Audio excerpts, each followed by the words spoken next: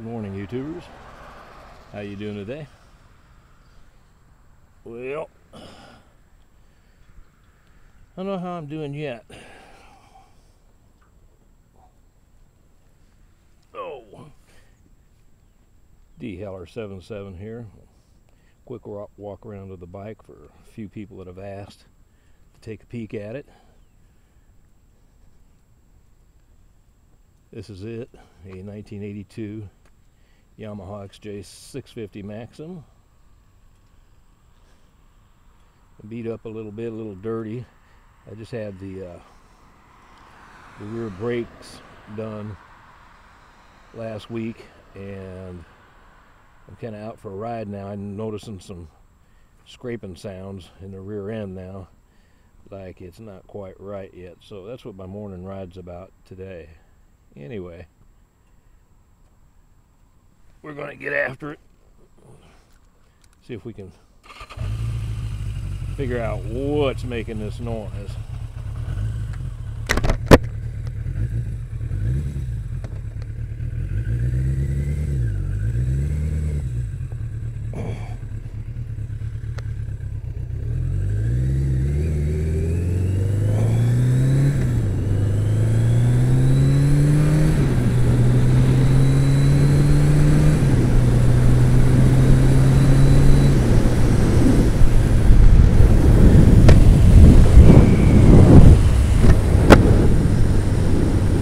Beautiful morning. It must be somewhere around August 5th, I'm guessing. I said I'm kind of out for a small test drive to see if I can hear what those brakes are doing. And I'm not sure if it's the brakes or not. They had to, on this 82 Maxim, it's got shaft drive, so they had to disconnect a bunch in the rear end to get the brakes on. And the guy was telling me something strange. He said that whoever did the last set of brakes, and it was not me, said that when they put it back together, the rear wheel, he thinks they used a bearing that was just a hair smaller, thinner than it should have been.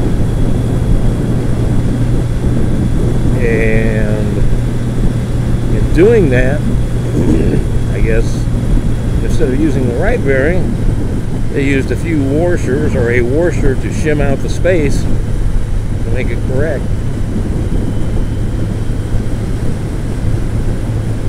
The wheel would line up correctly. I said, well, that's good news. And he said, yeah. He said, you know, we can try to track down the right bearing size for that, get the correct one in there. He says it's not hurting anything the way it is. So I said, we shall see. So I'm driving it around. Just got it back. See, today's Sunday, would have been Friday, and I haven't had time to get on it till today. So I'm kind of worried that maybe they didn't get this thing back together exactly how it should have been, but it put a pretty good bite in my pocket to have that rear one done. It was an outrageous amount. It was $79 for a set of brake pads, drum brake pads for the rear wheel, and another 80 bucks to put them on. So it was 150 some odd dollars. No, yeah, it was 159. Well, there's tax and everything. 159, 160 bucks for a set of brakes. The front ones I would have done myself. I could do those, but this rear one with the shaft drive, I've never fooled with it before, so I thought I'd take it someplace. And I didn't take it to the Yamaha dealer because they won't work on it anymore because it's too old. So I took it to this other little place here in town called Blue Star Motorcycles. It's kind of an off-the-wall shop. bunch of guys that looked like me back in the 1960s running it. Seems to run fine. I mean, I don't hear the noise till I apply the rear brakes. Then I hear the dragging noise. My hearing's not good anyway, folks. That's what happens when you start getting a lot of years on an old body. Quit saying I think after all these years I've learned how to speak English. Butchering the Queen's English. She won't mind. So I can't get that bearing done right now. It put too big a dent in my pocketbook just to get this back brake done. I thought it was going to probably run about 80 bucks to do the whole thing. You know, like 30 bucks for the brakes. Sounds reasonable for a set of brake pads. And God, I gotta quit saying and then, you know, for the labor to put them on. But I guess being shaft drive, they wanted to make sure I remembered just how much fun it was for them to do it.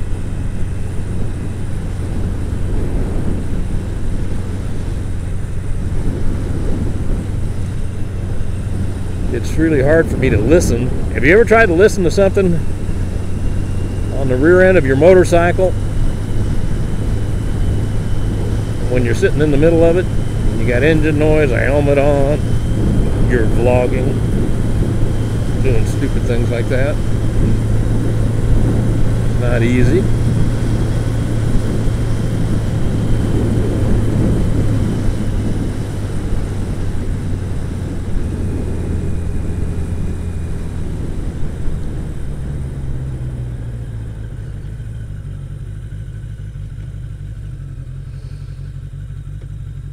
But I'm trying. What can I say? Beautiful morning this morning. You know, we've had temperatures here in the middle of the country 100 to 110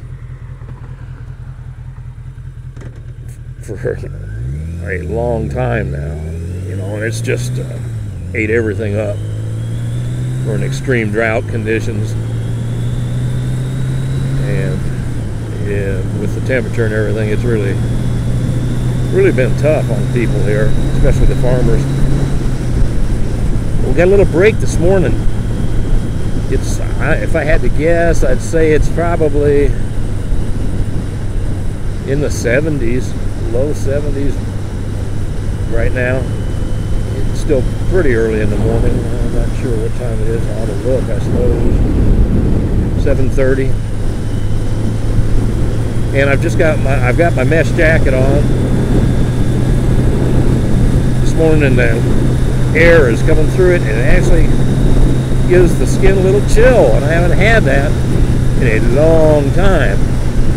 It's been so hot here, you know, well over 100 degrees, that I've been making most of my short runs with just my helmet, my gloves, my riding boots on. And if it's in the mid 90s, I'll go ahead and wear my mesh. If it gets much over that, I just can't hardly bear it, you know. It's just too hot. But I am trying. But this morning it's almost cool enough this morning that I could have thrown my leathers on and reverted back to my cruiser style guy for a morning. Felt pretty good. Man, I love riding. I've talked to you guys before about getting zoned out. This is one of them mornings, one of those mornings when zoning out is a definite possibility.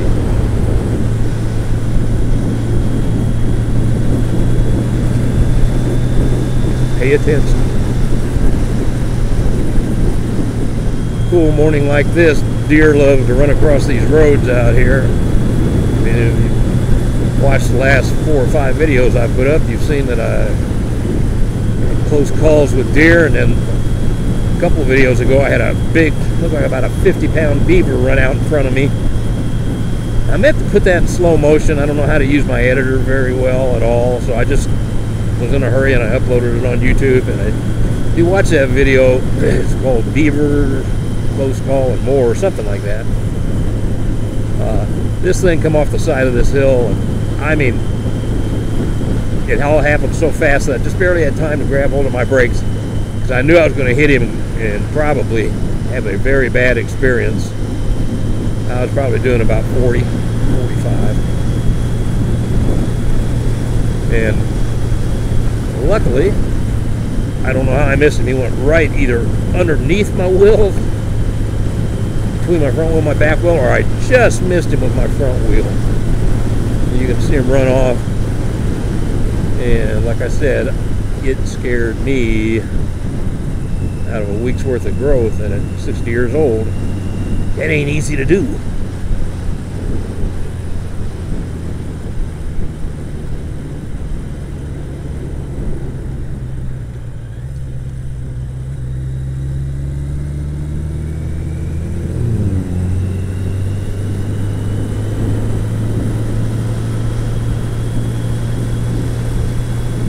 I'm just not hearing that sound, mostly because of the wind noise. I'm going to have to get my lovely bride of 39 years on the back of this thing. Her hearing's not much better than mine, but at least she'll be sitting right over the rear brakes. And she may be able to tell me if it sounds like a dragging sound or whatever. I think he may have the brakes adjusted a little too tight. Maybe it's dragging a little bit, which will probably loosen up with a little bit of riding here. We'll see.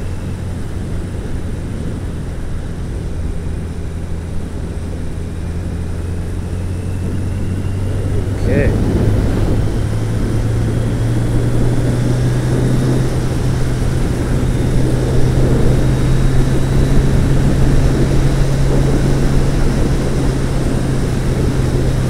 So anyway, there's been a lot of interesting videos on the tube lately. Hey, I've been getting in a lot of trouble by spending a little bit too much time watching it when I ought to be out doing my honeydews.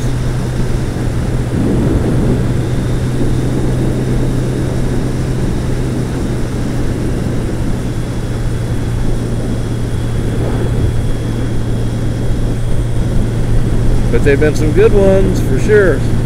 Especially my brothers on the other side of the pond. You guys, man, you are in a video producing frenzy. I think that's what you guys must do for a living or something. Man, you're cranking them out of there. Please don't get me wrong, I really enjoy it. Man, you guys are some vlogging son of a guns, I'll tell you that.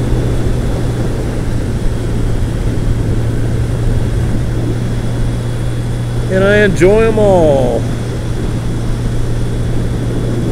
You ever get a bug hit right in the center of your helmet, your face shield, and you want to just take your finger and move it a little bit, but you know it's going to make a big ass streak up there.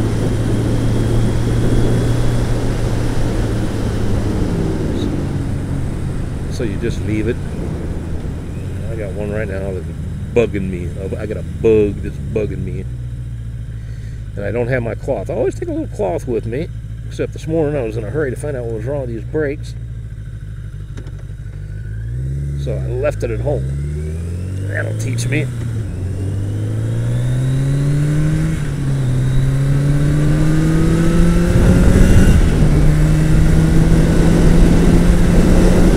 That's what I like.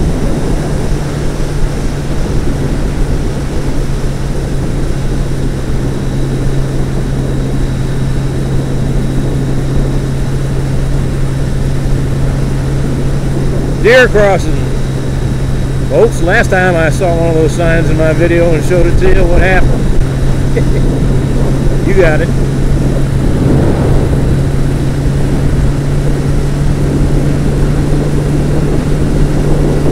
Now, what would you rather be doing? Sitting at home, face stuck in a video game, or watching TV, or doing what I'm doing right now?